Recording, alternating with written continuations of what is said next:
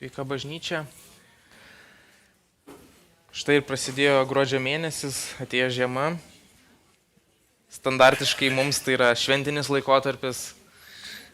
Mes matom parduotuvės, aišku, bet ir prisimenam Jėzaus gimimą kaip krikščionis. Ir vienas brolis man pasakė, kad šitą mėnesį reikia pamokslauti apie Jėzų. Tai tą ir padarysiu, pamokslausiu apie Jėzų. Bet ne apie Jėzaus gimimą, o apie Jėzaus gyvenimą. Būtent gyvenimo etapą, kai jisai buvo gundomas velnio. Atsiverskime Mato 4 skyrių, paskaitysiu nuo 1 eilutės iki 11.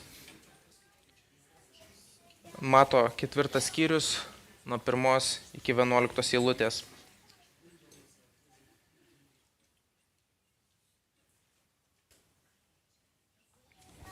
Jeigu galima kitą skaidrę.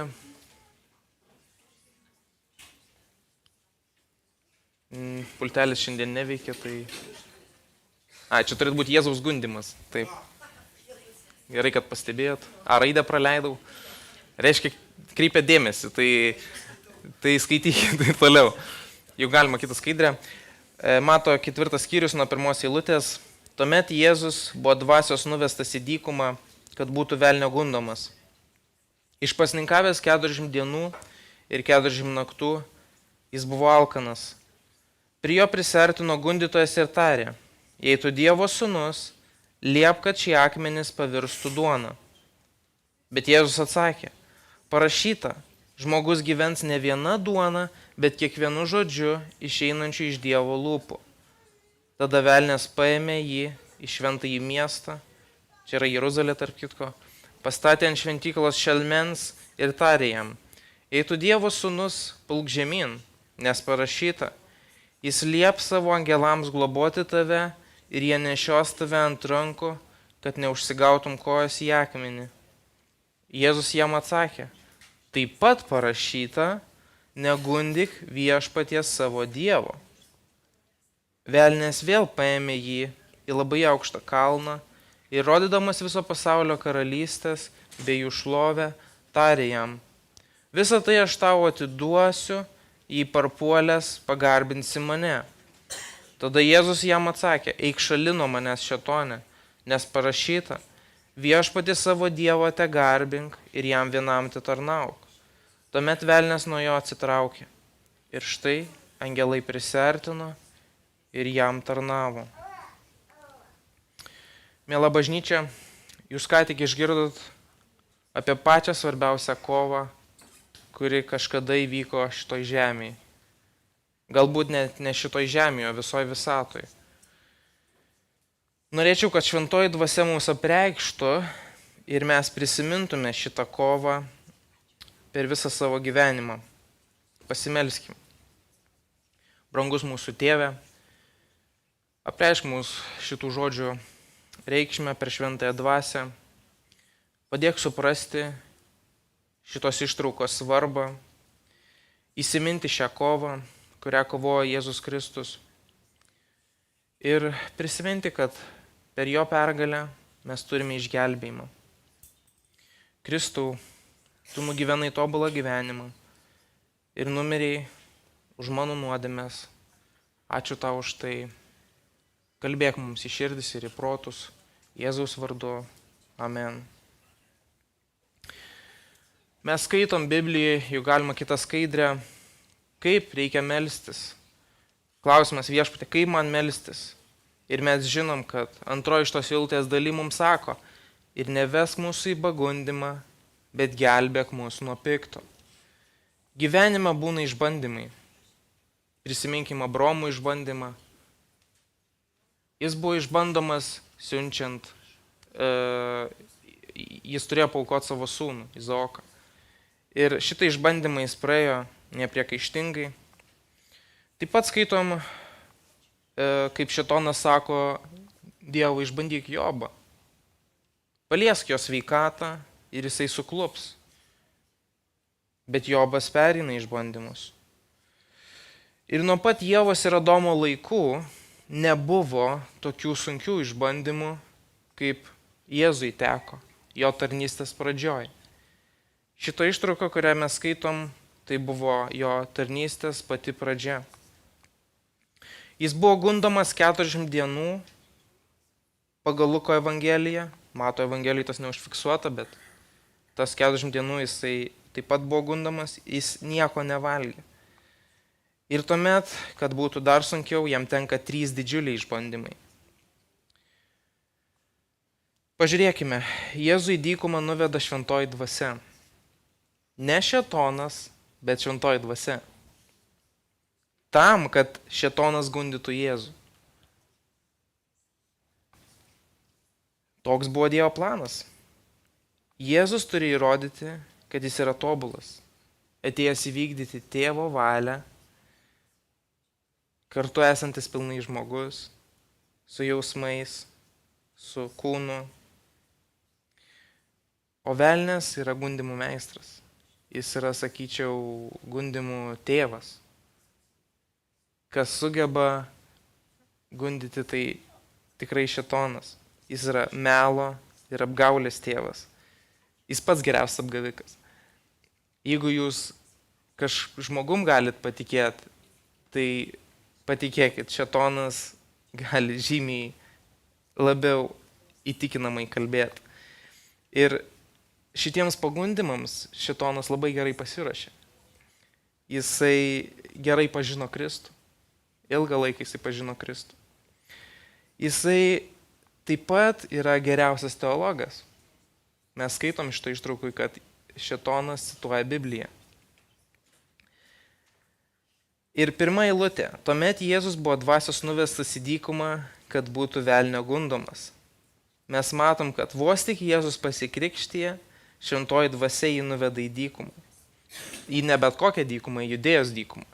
Ir aš pasižiūrėjau žemėlapyje, ten iš tikrųjų ne visai gerą paveikslėlį parinkau, ten ne tik smėlis, bet ir daug uolų. Ten yra tiesiog apleista žemė su labai mažai augalų ir apskritai net ir gyvūnų nėra ten, tik tai skorpionai ir gyvatės.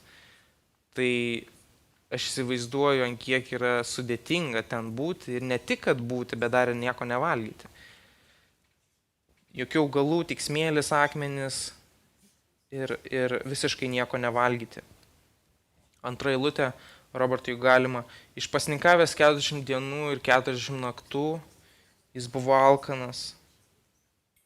Jis nieko nevalgo ir yra velnio gundomas. Čia yra ypatinga kombinacija. Mozė ir Elijas taip pat buvo išpasninkavę 40 dienų.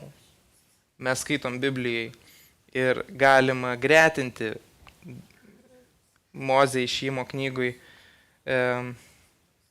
rašoma, kad jisai irgi nevalgė 40 dienų, bet jis tuo metu bendravo su Dievu. Ir skaitom, kad Elijas pirmoje karalių knygoje ėjo iki Dievo kalno Horebo 40 dienų ir taip pat nieko nevalgė. Bet Jėzus ne tik, kad nevalgė, jisai ten buvo gundomas. Ir tikrai, aš manau, šėtonas nesnaudė per tas dienas, kai Jėzus nieko nevalgė, jisai gundė. Taip kaip Lukas ir sako. Bet kas ateina po to, ką mes skaitom 3 eilutėje, aš manau, yra patys didžiausiai išbandymai. 3 eilutė. Prie jo prisiartino gundytojas ir tarė, jei tu Dievo sūnus, liep, kad šie akmenys pavirstų duona. Tarp kitko, šitus 3 išbandymus aš paskirčiau į tokias 3 kategorijas. Pirma kategorija yra kūnas, kūno išbandymai. Ir bus dar 2 kategorijos, pamatysim skaidrėse, bet pirma kategorija yra kūnas. Ir matom didelį išbandymą. 40 dienų Jėzus nevalgo ir aš įsivaizduoju, dykumoje aš nevalgau 40 dienų ir kažką noriu įsidėti į burną, bent kažkiek numalšinti savo alkį. Man teko asmeniškai pasningauti 21 dieną ir patikėkit manim, aš sapnavau kasdien maistą. Aš žiūrėdavau į paveikslėlius, varvindavau seilę ir aš visą laiką mąsčiau, kada aš nutrauksiu pasninką. Kada pagaliau aš galėsiu pavalgyti. Ir aš tikrai galiu suprasti Jėzų. Jis turėjo lygiai tokį patį kūną kaip mano ir jis turėjo lygiai tokius pačius norus. Bet noriu svarbiausią dalyką atkreipti jūsų dėmesį į vieną žodį. Jei. Jei tu esi Dievo sūnus. O gal tu nesi Dievo sūnus? Jeigu tu esi Dievo sūnus, paversk šitą akmenį duoną. Šėtonas puikiai žinojo, kas Kristus yra. Šėtonas puikiai žinojo, kad Jėzus yra Dievo sūnus. Bet jis pasėjo abejonę. Jeigu tu Dievo sūnus, padaryk tą. Negi tau sunku. Tu alkanas, pavalgyk. Ir šitas pagundimas, žiūrėkit, valgymas nėra nuodėmė. Valgyti duoną nėra nuodėmė, bet yra nuodėmė vykdyti savo valią, vykdyti taip, kaip aš noriu. Aš alkanas, aš pavalgysiu. Nesvarbu, ką man tėvas yra paruošęs, ką jisai masto, aš galiu pasirūpinti savim. Čia yra didžiausias pagundimas ir nuodėmė. Nevalgyti, bet daryti ne taip, kaip tau Dievas yra numatęs. Nes šventoji dvasia žinojo, kad ten turėjo būti Jėzus. Dievas tėvas, jisai žinojo, kad ten Jėzus nevalgo 40 dienų. Patikėkit manim, Dievas galėjo pamaitinti Jėzų. Ir mes pamatysim, kad po šitų gundimų angelai ateina ir patarnauja Jėzui. Tai reiškia, jis tikrai buvo pamaitintas, bet matot, pagundimas čia yra, tu jauti, kad tu kažko nori, pasiduok šitiems jausmams. Padaryk pagal save, paversk tą akmenį duoną, pavalgyk, nesvarbu, kad Dievas tėvas tau turi kitą planą. Aišku, Dievas žinojo, kad Kristus praeis šitus išbandymus ir kad tikslas yra įrodyti, jog jis yra Dievas.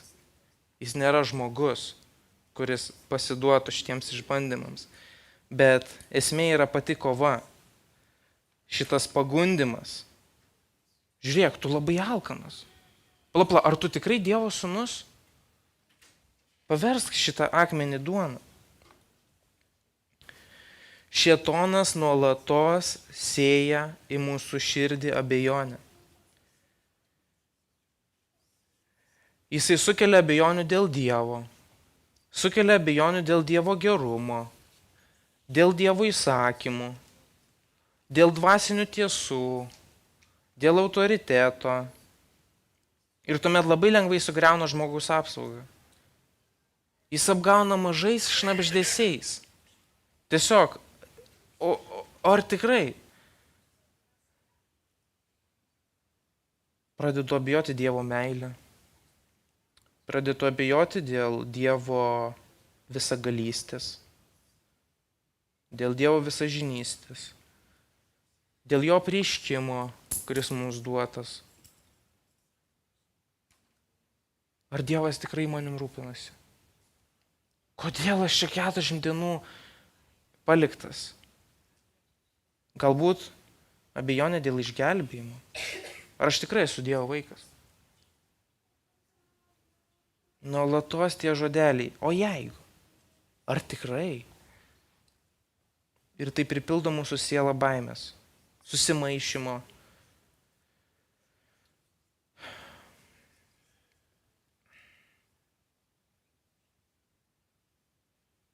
Vėlgi, nuodėmė čia nėra pavalgyti.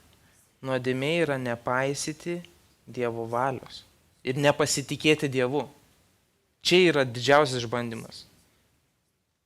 Nepasitikėti Dievu. Dabar 4 eilutė, jau galima perinkti. Bet Jėzus atsakė, parašyta, žmogus gyvens ne viena duona, bet kiekvienu žodžiu išeinančiu iš Dievo lūpų. Koks atsakymas? Žmogus gyvens ne viena duona. Ir tai yra absoliuti tiesa. Jėzus čia cituoja Bibliją. Mes pamatysim, kad kiekvieną šėtono gundymą jis atremė cituodamas Bibliją. Pakartot įstatymo 8 skyriui 3 eilutėje rašoma, jis pažemino tave alkiu ir davė valgyti maną, kurios nepažinai nei tu, nei tavo tėvai, kad suprastum, jog žmogus gyvas ne vien duona, bet kiekvienu Dievo žodžiu. Kontekstas yra toks, kad Izraelio tauta mokinama paklusti Dievui, pasitikėti Dievu, pasitikėti jo aprūpinimu. Ir vienintelis dalykas, ko Izraelio tauta iš tikrųjų turėjo trokšti, tai Dievo pažinimo. Deja, mes žinom, kad buvo kitaip, jie prašė maisto ir aišku, kad Dievas juos pamaitino, bet esmė šitos eilutės, kad pirmoje vietoje turi būti Dievas. Ieškokite jo karalystę ir visa kita bus jums pridėta. Jėzaus atsakymą galima perfrazuoti taip. Šėtone, tu sakai, kad žmogui reikia duonos, kad jis būtų gyvas. Tu sakai, kad reikia pasiduoti jausmams, valgyti ir nevykdyti Dievo valios. Bet iš tikrųjų Dievas viskuo pasirūpina. Ir man nereikia rūpintis maistu, nes Dievas jau yra viską suplanavęs. Ne vien duona gyvas žmogus, bet kiekvienu Dievo žodžiu. Ir to pakanka. Toliau matom, šėtonas naudoja kitą taktiką. Tu pasitiki Dievu? Tu žinai, kad jisai tavim pasirūpins? Nuo 5 eilutės skaitom. Tada velnias paėmė jį į šventąjį miestą, pastatė ant šventyklos šelmens ir tarė jam, jei tu Dievo sūnus, pulk žemyn, nes parašyta. Vėl atkreipkim dėmesį, jeigu tu esi Dievo sūnus, pulk žemyn, nes parašyta, jis lieps savo angelams globoti tave ir jie nešios tave ant rankų, kad neužsigautum kojas į akmenį. Šėtonas pakelia kartelę. Jisai pradeda Jėzų gundyti kitaip. Jisai į akimirksnį atsiranda ant Jeruzalės šventyklos stogo, čia iš tikrųjų yra toks kaip balkonas. Ir mes matom, kad aukštis yra didžiulis, beveik 130 metrų. Mes gyvenam 7 aukšte ir man labai baisu žiūrėti pro langą. Bet ten yra gal 25-30 metrų. Aš įsivaizduoju, 130 metrų turėtų būti žymiai aukščiau, bet nesvarbu. Šėtonas pakelia kartelį ir jisai sako, jeigu tu Dievo sūnus, šok, juk tu taip pasitiki Dievu, jisai tave išgelbės, jisai siųs angelus, jis tave pagaus. Vėl, jisai gundo ir pradeda sėti abejonę. Nors šėtonas puikiai žino, kad jis yra Dievo sūnus, bet vis tiek sako, jeigu. Ir šitas pagundimas yra daug didesnis, negu pasitikėti Dievu, kad jis aprūpins. Jis pakeičia taktiką. Tu taip nori pasitikėti Dievu, kad jis tavim rūpinasi, kad jis tave aprūpina, tai pasitikėk jo, nušok. Juk Dievas tikrai tave pagaus. Bet žiūrėkit, problema nėra, kad Jėzus nepagaus ar jisai galėtų nušokti, bet problema yra, kad velnias sako, tu gundik Dievą. Jisai siūlo Jėzui gundyti arba ištestuoti Dievą. Ir čia yra didžiausia nuodėmė. Gundyti Dievą. Kartais mes taip elgiamės. Įklimpstam į savo sukurtas bėdas, norėdami išbandyti Dievo kantrybę, Dievo meilę. Ar jis tikrai mane išgelbės? Ar jis tikrai man padės? Oi, Dievas tai tikrai. Girdėjau istoriją, kaip žmogus išsiskyrė su žmona ir pastorius klausia, tai ta prasme, ar tu, kaip tu jautiesi dėl šitų skyrybų? Nu, sako, labiausiai man pergyvena dėl žmonos, bet tai tuomet pastorius sako, o ką tu manai, ką Dievas mąsto? Ai, tai Dievas, aš kažkaip susitvarkysiu su Dievu. Jis yra labai geras, viskas bus gerai. Bet čia yra labai neteisingas ir nuodėmingas mąstymas. Mes neturim Dievo įsprausti tokią padėtį, kur jisai turi mus gelbėti. Nes mes savo poelgiais norim gundyti Dievą. Ir čia iš tikrųjų Jėzui tekęs išbandymas yra dar didesnis. Nes įsivaizduokit, jeigu jisai nušoktų nuo šito krašto ir angelai jį pagautų, ten yra daug žmonių, ten yra vieša vieta. Ir tai būtų, wow, jis tikrai yra Dievo sūnus. Nes Dievas angelas siunčia ir jį išgelbėja, ta prasme, čia stebuklas. Tai realiai žmonės automatiškai turėtų juo pradėti sekti. Ir mes matom, kad toliau, kai jisai daro stebuklus, kai jisai pamaitina minę, žmonės tiesiog plūsta ir pradeda jį sekti. Bet čia yra esmė, pradeda jį sekti dėl neteisingų priežasčių. Pradeda jį sekti dėl stebuklų. Pamaitink mane. Ten jisai pamaitino, oi tai ir ateina dar kartą ir Jėzus sako, jūs atėjot, kad aš jūs pamaitinčiau. Bet Jėzaus tikslas ateiti čia į žemę yra tam, kad žmogus iš meilės sektų Dievą, pamiltų Dievą. Ir jeigu tu padarysi vieną stebuklą, tai norės kitais metais dar didesnio stebuklo. Dar didesnio. Ai, tai jis nušoko nuo šito pasto, po to gal tai reikia dar kažkaip žmonės, kaip sakant, jiems atrakcijos. Ir netoks yra Dievo tikslas. Ir čia yra didžiulis pagundimas, nes Jėzus galėjo iškart parodyti savo galią. Bet jisai žinojo, kad Tėvo valia yra kitokia. Jis žinojo, kad atėjo patarnauti ir būti nužudytų. Būti mušamų ir atmestų. Pažiūrėkim, ką Jėzus atsako. 7 eilutė. Jėzus jiem atsakė, taip pat parašyta, negundik viešpaties savo Dievo. Negundik. Šitas žodis taip pat gali būti verčiamas netestuok Dievo. Nes jeigu tu, ta prasme, kas tu toks, kad kad Dievas turėtų būtent elgtis taip, kaip tu nori ir ta prasme, jis yra Dievas. Negundik jo. Ir čia jis irgi cituoja eilutę iš Senojo testamento, pakartota įstatymo 6 skyrius 16 eilutė. Negundikėte viešpaties savo Dievo, kaip gundite jį Masoje. Kas nutiko Masoje? Šita vieta, tiesiogiai vadinama Masa, tiesiogiai verčiama, ją ir pavadino, tiesiogiai išverčiant gali reikšti gundyti arba testuoti.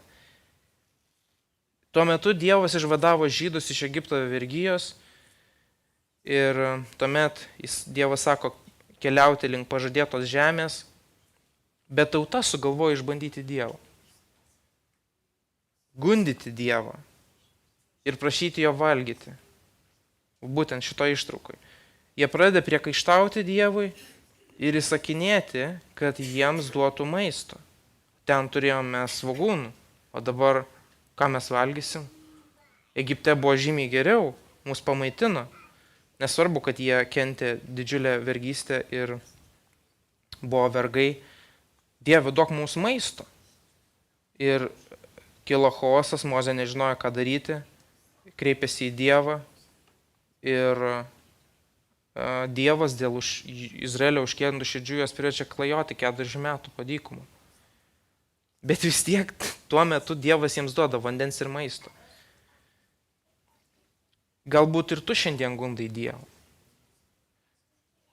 Galbūt specialiai elgiesi taip, kad Dievas būtų priverstas tave gelbėti.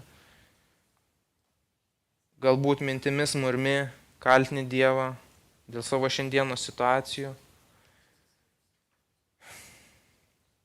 Aš pats savo vakar uždaviau klausimą, kas aš esu ir kas yra Dievas. Absoliučiai nesuvokiamai didingesnis mano kūrėjas. Kas aš toks, kad pasakyčiau, štai Dieve duok man ženklą, nes tu privalai man duoti ženklą.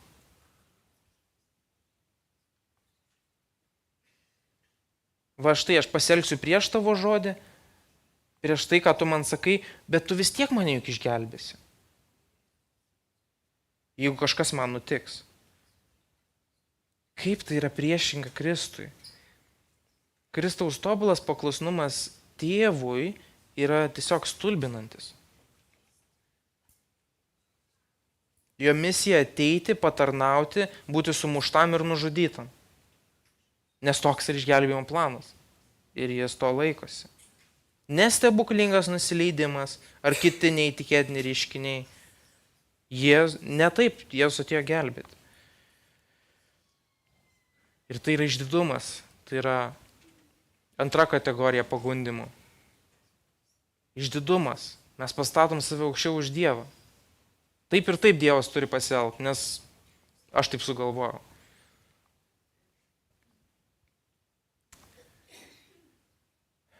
Trečia, dar sunkesnis išbandymas, trečia kategorija išbandymų. Robertui galima kitą skaidrę, nuo 8 eilutės, aš pavadinau akių geismas. Mato 4 skyrius 8 eilutė. Velnis vėl paėmė jį į labai aukštą kalną ir rodydamas viso pasaulio karalystės, bei jų šlovę, tarė jam, visą tai aš tau atiduosiu, jei parpuolęs pagarbinsi mane. Čia yra paskutinis, desperatiškas ir ypatingai galingas pagundimas Jėzui. Žiūrėk, tu paklūsti Dievui, labai gerai. Tu nenori gundyti Dievo, gerai, negundik, bet dabar neatsilaikysi.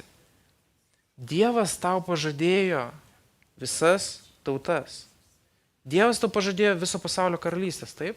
Mes skaitom pranašystėse, kad Jėzus valdys visas tautas. Visi nusilenks prieš Jėzų Kristų. Bet Šėtonas sako, dabar jos priklauso man. Aš galiu daryti su jom, ką noriu, ir tai bus labai lengva. Labai lengva, tu tik truputį priklauk. Tik nusilenk man. Tu tik pagarbink mane. Tau nereikės kęsti neapykantos, tau nereikės mirti ant kryžiaus. Vis tiek Dievas tau pažadėjo visas karalystės. Taip aš tau jas dabar galiu duoti. Mes paspartinsim visą procesą.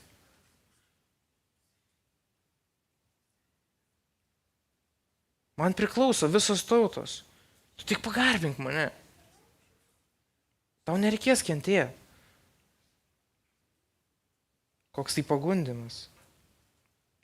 Ir Jėzus gerai žino, kad tėvas jam atidavė visas tautas. Mes skaitom psalmėse, 2 psalmė nuo 6 eilutės, aš pastačiau savo karalių Sijone, savo šventajame kalne. Aš paskelbsiu nutarimą, kurį viešpats man pasakė, tu mano sūnus, šiandien tave pagimdžiau, prašyk ir duosiu tau paveldėti pagonis, pavėsiu tau visus žemės pakraščius ir geležinę lazdoje stramdėsi, kaip molio indus juos daužysi.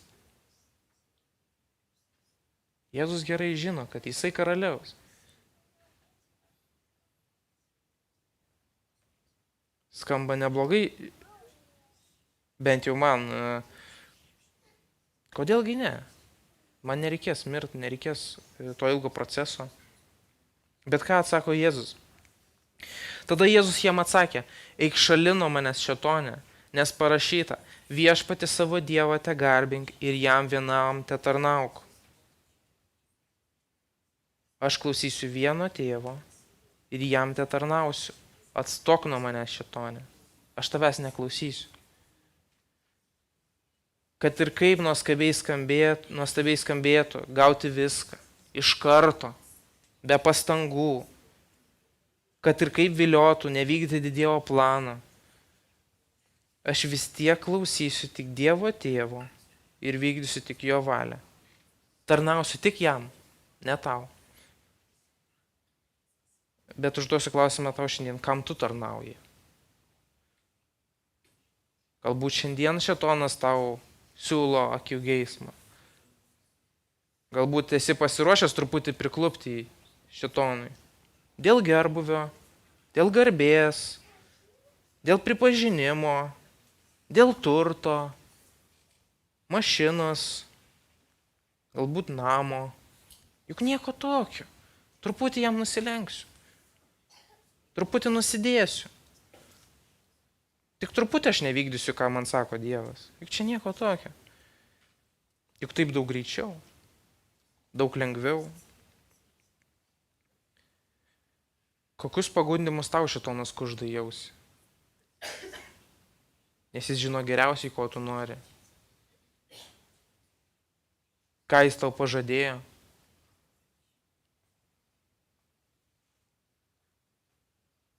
Vienuolikta eilutė. Tuomet velnias nuo jo atsitraukė ir štai angelai prisiartino ir jam tarnavo. Velnias atsitraukė. Bet jis atsitraukė neilgam. Luko Evangelijai mes skaitom, kad jisai neilgam atsitraukė ir jisai grįž. Ir jisai grįž. Ir didžiausia kova dar prieš akis, kai šėtonas apsėds Judą išduoti Jėzų. Ir Jėzui reikės pasirinkti mirtį. Bet iki tol velnias atsitraukė. Bet aš jums pasakysiu, kas nutinka istorijos pabaigoje. Jėzus iki mirties išlieka ištikimas tėvui. Jis vykdo jo valią tobulai. Jis priima mirtį ir kai nugali šėtoną ant kryžiaus, jis nueina į pragarą ir paskelbia pergalę, nes jisai nugalėjo. Ne šėtono būdu, bet jis nugalėjo jį Dievo būdu. Ir jis nugalėjo šėtoną būtent. Pergalė prieš šėtoną. Ir šiandien aš galiu jums pasakyti, Jėzus nugalėjo, brangieji. Jėzus numirė ir prisikėlė, kad aš turėčiau gyvenimą, kad ir tu turėtum gyvenimą. Garbinkim jį, dėkokim jam, melskimės jam, laukime, kol jisai sugrįš, nes jisai nugalėjo. Jis nepasidavė šito nugundimams ir jis yra gyvenimus keičiantis visagalis viešpats. Kaip mums dabar pritaikyti šitas eilutes?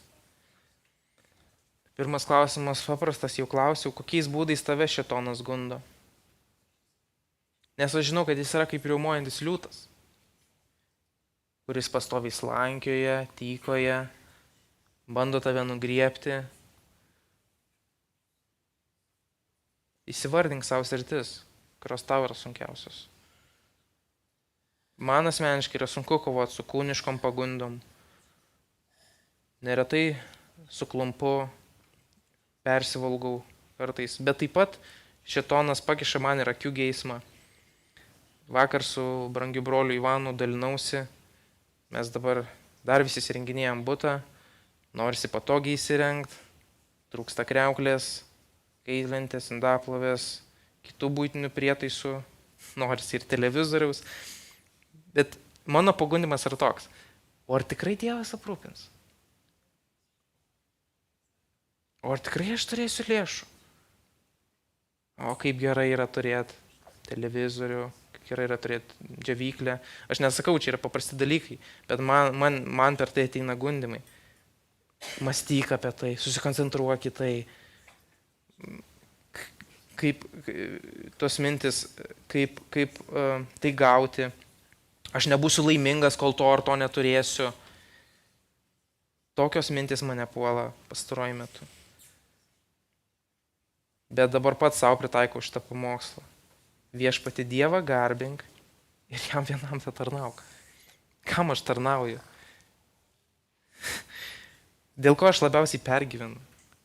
Ar dėl sąskaitos balanso, banko sąskaitai, dėl daiktų, kurių net neturiu? Arba kartais turiu daiktų ir vis tiek pergyvenu. Andriau, tik Dievą garbink ir jam vienam te tarnauk. Antras pritaikymas. Koks tavo ginklas prieš gundimus? Su jaunimu vakar dalyvavom nacionaliniai Biblijos viktorinai ir kad pasiruošt tai viktorinai mes turėjom išmokti 18 ištraukų iš Dievo žodžio. Turėjom mokėti atmintinai. Ir Jėzaus pagrindinis ginklas prieš šėtoną buvo Dievo žodis. Jėzus visus pagundimus atrėmė cituodamas Dievo žodį. O koks tavo ginklas? Galbūt bandai apie tai nemastyti. Ai, viskas bus gerai. Man taip nenutiks. Kas aš toks, kad mane velnias gundytų? Gal aš paprastas pilietis šitonas tokiais neužsiema? Paklausyk, velnio darbas yra gundyti. Aš jau sakiau, bet jo geriausias įgūdis yra gundyti. Viskas, ką jis nori daryti, tai tave gundyti. Nes tik tokiu būdu žmonės jam tarnauja, žmonės jį garbina. O geriausias ginklas prieš pagundimus Biblija, Dievo žodis. Mokykis jį mintinai. Kaip aš džiaugiuosi, kad jaunimas mokosi Biblijos eilučių. Tai naudinga. Ypač, kai eini per išbandymus. Ypač. Trečias pritaikymas. Atsakyk savo į klausimą, ką tau reiškia Jėzaus pergalė. Nes Jėzus yra Dievas. Jis atėjo į šitą žemę, kad nugalėtų šėtoną ir padarytų nuodėmę į galą. Dievo valia buvo, kad Jėzus būtų gundomas. Šventoji dvasia jį nuvedė į dykumą, kad jis būtų gundomas. Nes taip turėjo įvykti. Tik taip Jėzus galėjo įrodyti, kad jis yra gelbėtojas. Bet ir kartu absoliučiai supranta, kaip mes jaučiamės. Praėjęs per tos gundimus. Ar tu tuo tiki? Kas tau yra Jėzus? Ar jis yra tas, kuris atėjo į šitą žemę, nugyveno tobulą gyvenimą, numirė už tavo nusižengimus ir laukia, kol tu grįši pas jį namo. Aš žinau, kad jis ruošia man vietą dangui, bet ar tu džiaugiesi šitą Jėzaus pergalę? Ar šitų įrodymų šiandien tau pakanka, kad patikėtum Jėzumi, kad įsileistum jį į širdį? Aš taip savo pritaikiau šitą ištrauką. Pasimelskime. Mūsų viešpatie Jėzau Kristau, tu praėjai per šitus žiaurius išbandymus, tu nesuklupai, tu atrėmei tuos išbandymus savo žodžiu, tavo žodžiu viešpatie. Padėk ir mums atremti tos pagundimus, padėk naudoti tavo žodį kaip ginklą. Ir mes dabar meldžiamės, kaip tu mums nurodai melstis. Gelbėk mus nuo pikto, saugok mus nuo pagundimo, padėk juos atremti, kai jie ateina. Kad laiko atėjus tu pasakytum, gerai atlikai mano mielas tarne, grįžk į mano poilsį, grįžk į savo šeimininko poilsį, kad mes, būdami su tavim, džiaugtumėmės ir būtume su tavimi amžinai po mirties. Gelbėk viešpatie mus. Mes tikim Jėzumi Kristumi, kuris numirė ant kryžiaus ir prisikėlė, nes tai yra gelbstinti jo jėga. Laukiam, kol tu sugrįši.